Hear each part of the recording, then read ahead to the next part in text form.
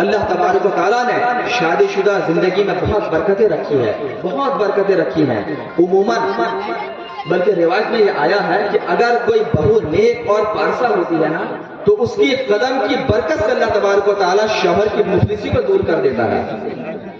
اگر شوہر شادی سے پہلے غریب رہا ہوتا ہے تو اللہ اسے برکتیں اتنی دیتا ہے کہ وہ مالدار ہو جاتا ہے۔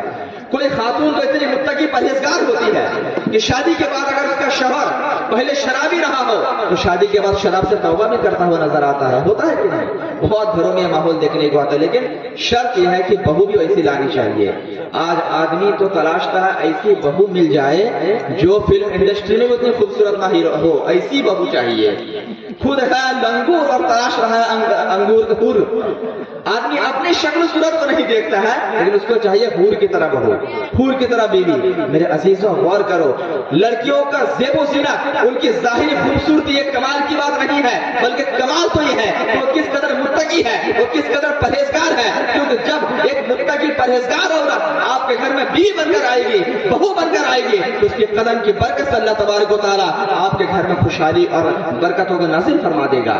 ہم بہو تو لاتے ہیں لیکن ہمیں طریقہ ہی نہیں معلوم کہ کیسے لانا چاہیے۔ سنو، سید اعلیٰ حضرت رضی اللہ تعالیٰ عنہ ارشاد فرماتے ہیں کہ جب نئی نویلی دلہن گھر لاؤ تو کیا کرو؟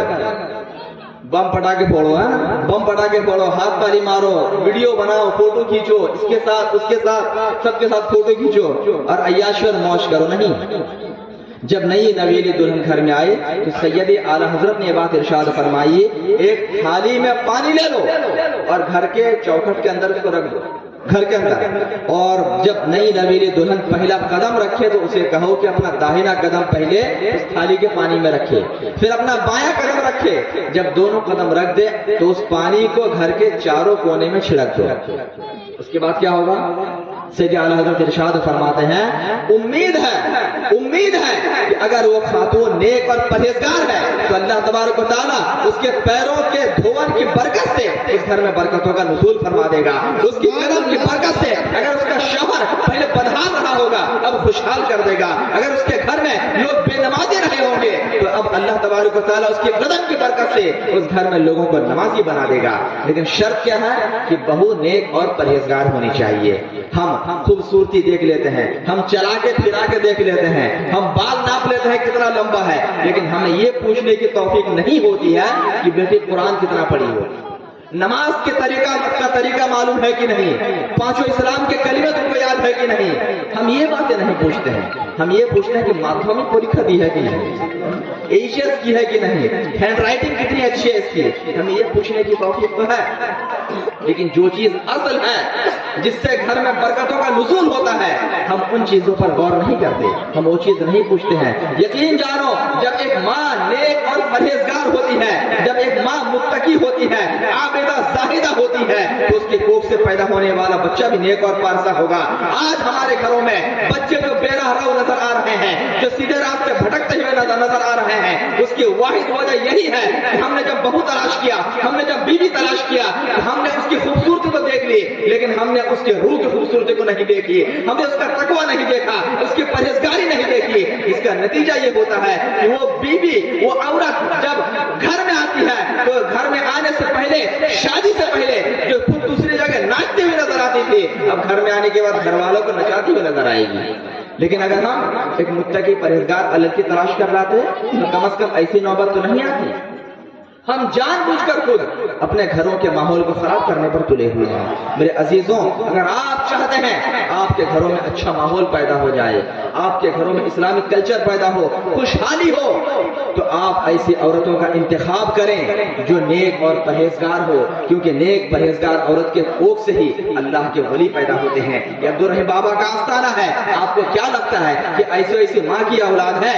نہیں، یہ ان ماؤں کی اولاد ہے کہ جن کا دن روزے میں گزرا کرتا تھا اور جن کی رات نوافل میں گزرا کرتی تھی، جو جھوٹ سے پرہیز کرتی تھی، جو غیبت سے پرہیز کرتی تھی، جو چگلی سے پرہیز کرتی تھی۔ ان ماؤں کے کوکھ سے جب بچہ پیدا ہوتا ہے تو کہیں غوث اعظم بن کر پیدا ہوتا ہے، کہیں خواجہ غریب نواز بن کر پیدا ہوتا ہے، کہیں تاج الشریعہ بن کر پیدا ہوتے ہیں، تو کہیں عبدالرحیم بابا بن کر پیدا ہوتے ہیں۔ شرط کیا ہے؟ عورت نیک اور پرہیزگار ہو، آج ہم ظاہری خوبصورتی کے پیچھے پاگل ہیں، اور خوبصورتی عورتوں نے بھی تو ایسا بنا رکھا کہ اللہ کی پناہ کیا بتائیں۔ اصل اور نقل میں اب تو فرق بھی سمجھ میں نہیں آتا ہے، اصل اور نقل میں اب فرق بھی سمجھ میں نہیں آتا۔ ایک عورت اپنے بچے کو لے کر بیوٹی پارلر میں چلی گئی، بچے کو باہر کھڑا کیا، وہ اندر چلی گئی۔ کچھ دیر کے بعد جب بچہ پیا پیا کرنے لگا، ماں دوڑ کر باہر آئی، بولے کہ کیا ہوا؟ بولے میری امی۔ بولے یہ تو تیری امی کھڑی ہے، اسے دیکھ رہا ہے، امی؟ پھر رونے لگا، پیا پیا پیا پھر کرنے لگا۔ بولے کیا ہوا؟ بولے میری امی۔ اس کا شکل ہی پورا بدل چکا تھا۔ بیوٹی پارلر جا کر اس نے ایسی میک اپ شیک اپ کی کہ بچہ خود اس کی شکل کو پہچاننے سے انکار کر رہا ہے۔ تو اب اس دور میں، فیشنیبل دور میں، اس سے کیا توقع کرو گے؟ تو یہ نہیں ہے میرے عزیزوں۔ اگر آپ چاہتے ہیں آپ کا چہرہ خوبصورت دکھے، ہماری بہنیں چاہتی ہیں کہ چہرے میں نور ہو، تو دنیا کے میک اپ کو چھوڑو، دنیا کے پینٹنگ ڈینٹنگ کو چھوڑو، بیوٹی پارلر جانا چھوڑو، نماز کی پابندی کرو، قرآن اٹھاؤ، 18واں پارہ اٹھاؤ، سورہ نور پڑھو، اپنے چہرے پر دم کرو، اپنے ہاتھ پر دم کرو، چہرے پر مرو۔ میرے نبی ارشاد فرماتے ہیں جو عورت سورہ نور پڑھ کر اپنے چہرے پر مل لے گی اپنے ہاتھوں کو، تو اللہ اس کے چہرے کو منور و مجلہ فرما دیا کرے گا۔ قرآن تو پڑھنا آتا نہیں ہے، بس دنیا کی زیب و زینت، دنیا کی پینٹنگ ڈینٹنگ، بس یہی سب رہ گیا ہے۔ اللہ کی کنی، اللہ کی بندیوں، ذرا غور کرو، ذرا غور کرو، یہ زیب و زینت کس کے لیے ہے؟ ہمیں شادی میں جانا ہوتا ہے تو خوب پینٹنگ ڈینٹنگ، ساڑی، یہ وہ جتنا ہوتا سب لگا لیتی ہیں، لیکن جب شوہر گھر میں آتا ہے جتنا پھٹا پرانا ہو تو وہی پہن کے سامنے چلی جاتی ہے۔